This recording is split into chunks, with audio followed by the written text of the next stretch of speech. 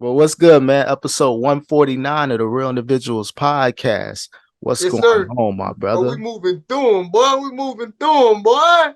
Oh, yeah, we up there, man. 150 Let's coming soon. 50 coming soon, my fit that brother. fit there. Let's go. By episode 300, we might split and you go your way and start your own show like Shannon Sharpe. Congrats to the OG, man, officially joining First Take. Time is it's just ESPN. time. Him and Skip, they was cool, but they didn't grow up together. You know what I mean? Like, you Yeah. cool, Skip, but I ain't grow up with you, fam.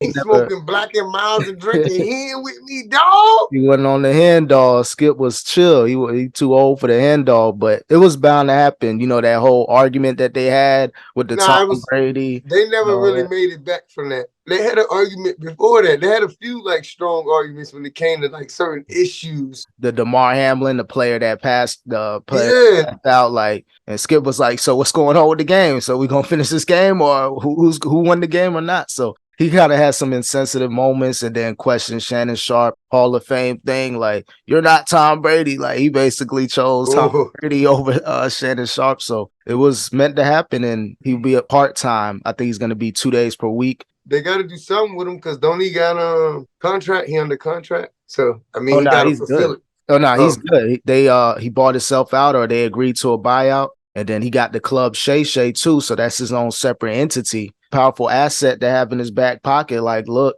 I can get a Spotify deal over here, and then I can work with ESPN over here. So solid by Shannon Sharpe. I don't know how that's gonna really work out because Stephen A. Smith, he's like the man type. His attitude is kind of like he's the boss of the show, but I don't think he's gonna try him like Skip. Stephen A. know better than that. but I think it's gonna be good for the both of them. Mhm. Sometimes in business, man, you got two different visions. You start to see that you don't agree on certain morals and certain things in general. So it's like it's time to part ways at that point.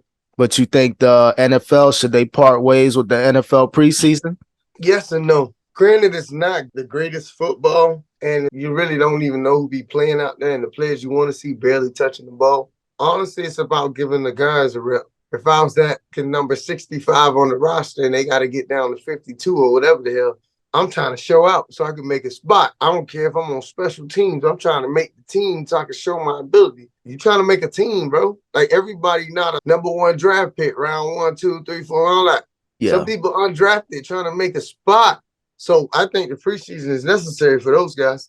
Pollard was one of those guys. But a lot of people made their start, but I know they had a major injury, I guess a head injury. Isaiah Bolden was kind of rocked. So now the questions are starting back. Like, should they just go ahead and get rid of the NFL preseason or shorten it? I think it's 4 games, I believe. Yeah. Either shorten it or definitely do not play any of your role players or your starters. Yeah. Don't play any of those people. Straight up, play that second team, play that third team. You let them get their shine, let them get their reps. And maybe put your starters in for a couple plays just to not rust off. But that's it. No, that's true. You got to be smart. And one person that's ready to play, that's ready for all the games. Adam 22 want to smoke with AD and T-Rell. What happened? Now you continue to go off, the whole separation with no jumper. Now you got the Figmunity and the Cuhmunity and all that stuff. So they're not really doing the greatest right now as far as views and keeping up with no jumper. So Adam 22, he one of those things like, I'm going to just talk my junk. Y'all not doing good. Y'all making less money without me. He rubbing it in, yeah. Not just letting them be. Damn. No, nah, because it's a lot of back and forth. Adam talking real like tough nowadays, and I'm like, bro, don't crash out now. I think he crashed out after what happened, bro. You watch your wife get. Yeah. Like, granted, his wife was a star or whatever, but she was only doing like girl on girl scene and like light stuff, or he was the guy. Yeah, they both doing it. Yeah, they made a bag off. Now you like, there's one thing it was like, oh, but then it's like, oh. It was the first time, we heard about the conversations, but when the video came out, people were like, oh. Yeah, I didn't watch it. I felt weird about it going to watch it just for the hype, so I didn't watch it. Basically, I heard it was crazy, so she got her guts rearranged, huh? Like I said, it's clips out there. They're all over. Like, I didn't see like that portion of it, but it is a real tape. Like, people, they getting down, but it can't be that bad. It just can't be. I haven't seen it. Yeah, I think it's your typical tape. Nothing like special. It's just the name attached to the individual. Like Adam 22's wife gets piped by. Yeah. And he's a public figure, so But a lot of people were doubting Adam 22 when AD and T-Rell and the whole crew left. So now it's more of his get back. Like, now I'm doing better. The numbers are great. And I think that's a main portion of it too. But he got to chill when you going through like that. You weak, man. You're vulnerable, I should say. Not weak. You're vulnerable. So he need to chill because he know that's a sore spot. So they going to go right back to digging in what just happened. He's used to being the butt of all jokes. So, you know what I mean? But one person that ain't a joke no more is Gunna. I think he defeated the streets in the snitching thing, bro. His album is still selling. That new song. Yeah, that song is viral. Everybody. Yeah. I don't care who he told on. Yeah. Yeah, he's out there, man. Like, the numbers would have been double if none of this other stuff happened. But for him to stay relevant, for him to do 100+ K with album sales in the first couple weeks, that's solid, man. So Boosie, I know he's mad right now, punching the air, but the streets ain't what it used to be no more. People can really navigate. And really, the industry really ain't supposed to be the streets. It's really two different entities. Like, whatever you do outside of music, as far as that portion of it, it shouldn't really affect. But a lot of people, they like sheep. They just gonna follow the herd, bro. So shout out to Gunna, man. And one album that I want to hear is that Boosie and T.I. album, dog. They've been talking about that for a minute. I'm glad they patched it up, though, man. Boosie went off the rails on T.I. football. So I'm glad they patched that up. Now we're going to get that album. They still in talks. I think they recorded some songs, but, you know, they busy. Boosie got a case. No. And it's a lot of stuff going on. Yeah, they're both stars. I got my going. You got your going. It's hard to link up. But I'm glad they can honor each other because honoring your fellow man is important. And just like we got Quavo actually honoring Takeoff in his new album, that Rocket Power album. Oh, yeah. Salute to Takeoff, man. And yeah, Quavo holding it down, man. It was good to see him and Offset kind of perform at the BET Awards. Now he has the album coming out honoring, you know, fam. It don't have to be fire because it ain't the same, though. People, you know what I mean? Yeah. It's definitely gonna be different. I kind of want to hear where he's gonna go at toward this album. You know, he gonna talk this stuff. You know, he come from that lifestyle, but like to see a vulnerable side. Like, it's only so much you could talk about on the other side. Let's see what your mindset is now, because we know it's a tough situation losing someone. So I kind of want to see the direction he's gonna take on the album. Shout out to Quavo. Stay strong, my brother. Speaking of, you know, artists and their fans, man, I heard Doja Cat, she went off saying that, oh, I'm not your friends. And she lost over 500,000 followers on social media. Yeah, man, you can't talk to the fans like that. People are sensitive. They feel invested in you. So, like, in reality, maybe they aren't your friends. Maybe you aren't going out for tea with them or going, you know what I mean? That's a bad look. As an artist, you never want to alienate your fan base, because at the end of the day, when the labels ain't really pushing you, you leave the label and try to do your own thing. If you could keep a majority of your fans. In a figurative sense, you are like my friends. You come support me at my show. It's just more of a public thing. It's not. You know what I mean? Like, you don't have to say that. That's the facts of it. You don't have to be like that. It's not what you say, it's how you say it, basically. So that was pretty rude of Doja Cat. I don't respect that. Yeah, you never want to do that. Anyone who likes Doja Cat, you need to check her. Yeah, she been saying some wild stuff, and that was definitely the tip of the iceberg, just as far as the business portion. I know the label, like, yo, what are you doing? I know you famous and you got your money, but if you want to continue to be on this label, you might want to chill out with how you're moving, because that's our money right there. That 500,000, 100,000 of those people are gonna buy your new album this year, next year. So you kind of want to backtrack. I'm sure she'll go on a quick apology tour. She kind of stubborn and hard-headed. She's gonna need to, yeah. Someone that's not apologizing is Keke Palmer, man. She moving real lit out here. She's supposed to be Usher's new co-star in his music video. I heard about that. Yeah. Went from dancing at the show, now she about to be in his new music video. If she's single now, she should do what she wants, and that's a good look. Usher is a legend, so why not support him? It's just a music video. Like, who cares? Yeah. You know what I mean? What led up to that music video? I'd let my lady be in an Usher music video. Hell yeah. Go ahead, Usher. How much?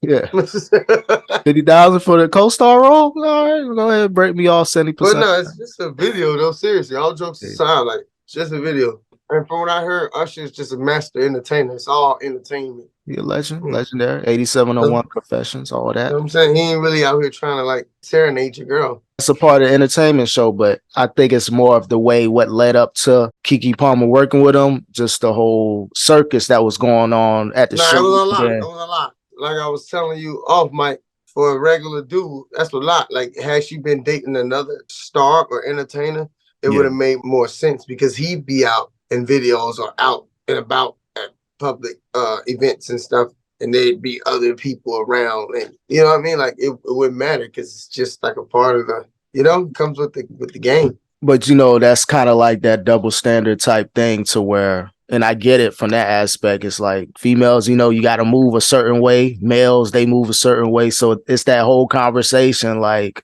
how you got to move in a situation. And Buddy would look like he couldn't take it no more. Him being, like I said, not in the entertainment industry, not really understanding that portion of it. That conversation can go in so many different ways. But Keke Palmer, she back in the limelight. She hit the scene. So do your thing, man. Hey. I'm single again.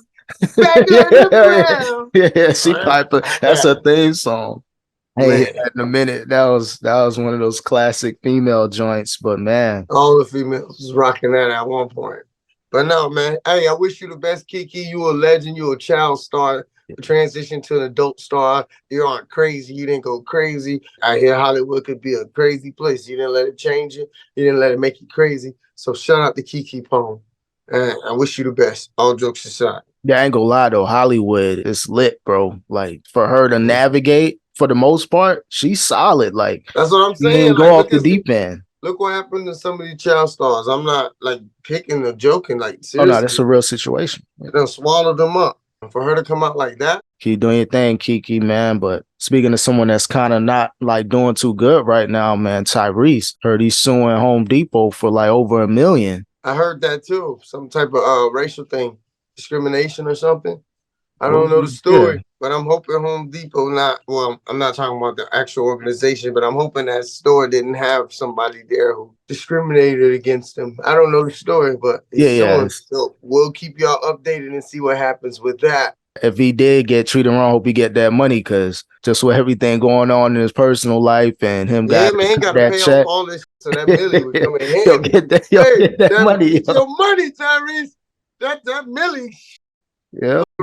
Let me go in Home Depot, some fall on me. I know that ain't what happened to him, but I'm just talking about whatever happened in those businesses. Whatever. We out. Matter of fact, I was at Home Depot 2 weeks ago. I might have to, get that bread, man. Yo, cut up. Where you at? Bro, I'm in North Miami Beach. I just bought a house. Come through. Yeah, man. Pull up, man. That got that Home Depot check. So shout out to Tyrese, man. Get that money. Shout out to Home Depot. Now I can never go again. Now I gotta go to Lowe's. Hey, it's worth it. Hey, $1 million, 500,000 after taxes. I might buy the Home Depot store. This is my store now. I own this. I own this store, 400, whatever. I don't care, though. I'm about to open up a steak and shake. I think it's like $15K for franchise. Oh man, hey, that's very doable. You know what I mean? I gotta start small because $1 million ain't gonna stretch long, especially after taxes take it. Taxes gonna take like 400. So yeah, easily. You're gonna get 65% of that, and I ain't gonna lie for disgusting. I'll still take it though. On the business, we get that label. If I'm gonna work so hard how I'm working now, I might as well be a franchise owner. Start small. Yeah. I mean, 2 things. I'll get a car wash or a laundromat, because those things can run themselves, and then I'll run the Steak and Shake or whatever franchise that I can get for cheap. Yeah, we get that podcast deal, yo. We might have to get a couple Steak and Shake franchises, though. I ain't gonna lie. I ain't playing though. I saw the deal. I don't know if they still doing it, but I saw that deal down in Florida, bro. Like you can franchise for what's that, $15K. That's decent. You pay all the operating costs, but just to have a specific store in your name. And you just gotta, and especially the location is everything. If I pick one where it ain't no Steak and Shake, you just gotta, you know what I mean? Location is everything. You gotta be somewhere where you the only thing corner of the market. I'm the only class on Sunday, so my class gonna always work. You know what I mean? I just gotta keep awareness out there. But true, like that. If you the big fisher, you the only fish on the block. Yeah, it's all about location. And people gotta eat. No, that's true, man. No cap, man. But Speaking of capping though, man, you think Fat Joe capping about having a Biggie Smalls album or a bunch of songs, no mixes or no DJ scratches, like real legit Biggie Smalls in the studio rapping to those Do I beats? think got a whole album with Biggie like that? Yeah, a whole album, man. No. But from what I heard about Joe, he was the real deal back in the day. I feel like Biggie liked to surround himself around people like that. So Yeah. I think they do have some original tracks together. I don't think they have a whole album worth, maybe 2 or 3 tracks. Fat Joe, he was one of those ones. I think he had some Flow Joe, some album like he was popping in the 90s. Bro, been in the game for 30 plus years. No, people don't realize it. I look back, I saw some documentary or something on him. He legit. He's been around for a long time. Yeah, early 90s, man. And he was on some rah-rah. You think these boys wild now? Fat Joe was on whatever time you want to be on. Terror Squad wasn't just a name. Oh, no. I heard he was a real terror out here. He was wreaking havoc in them New York streets, allegedly. The first 50 Cent. Yeah, he was one of those ones, and it's good to see his transition. I love seeing when they get to that age, that late 40s, early 50s, like the Snoop Dogg, all those people transition from the streets to the the corporate style. So yeah, now we got Gunna, man. Shout out to Snoop, man. Oh yeah, he got the drinks popping. Yep. But hey, what you think about Irv Gotti selling his masters and his catalog? I think he made over 100 million with that, bro. I think that's smart for him specifically because just his name is just tarnished with certain things. So it's like cash out, bro. I don't know if I agree with it for everybody, but in his case, I wish he could have got a little more, but I agree with him cashing out. I'm seeing this Complex article. As a matter of fact, it was 300 million, but I think he made, after everything, he made a couple M's, couple hundred M's after the fact. So you sell for 300 because he wanted to do the movie thing. So he said he wanted to just start from scratch, get rid of that whole stuff. And now he's trying to get into the movie game, trying to get a network going. So it's a risky thing, but at the end of the day, why not take it now? I heard he had some success in movies already with the Tales and something. Yeah, the TV shows, and he was with BT. Yep. Yeah. So you see where his mind is with those episodes. So to plan and game plan for a whole movie, a year or two, think about what he can do with that, a whole production, having that money, having those investors that want to put in with you. So yeah, solid move, in my opinion. You can't take that money with you, so you might as well try to utilize it while you're on Earth. That's just a reallocation of funds, basically. Yeah, from music to movies. To put it in some business terms. And he said he broke Ja off a couple M's, so he not really too cool with everybody on Murder Inc. Like, it's cordial, but for Ja, he kind of stood with him between the whole 50 Cent, the whole Feds when they had that whole situation in the early 2000s. So hey, you loyal, you get that money if you loyal, bro. So shout out to the whole Murder Inc. and Irv Gotti and all those fellas, man. I like this babbling. I'm trying to get that. He trying to make time on this episode. That's what this shit. How long is it gonna keep going? That's it. We're all done. I was like, yo, if this is the last one, hey, I'm gonna turn this 2.5 minute topic to a strong 4 minutes and 43 seconds. I don't know. I didn't even peep it. First, I was saying my chiming in. I was like, yo, this is on a tangent. My guy is on a fucking tangent. I try to get every bit of that transition, but yeah, man, yeah. That's it for me, guy. I thought your phone froze. I'm like, yo, talking. Shut the fuck up. I want to say something too. I got something to say too. That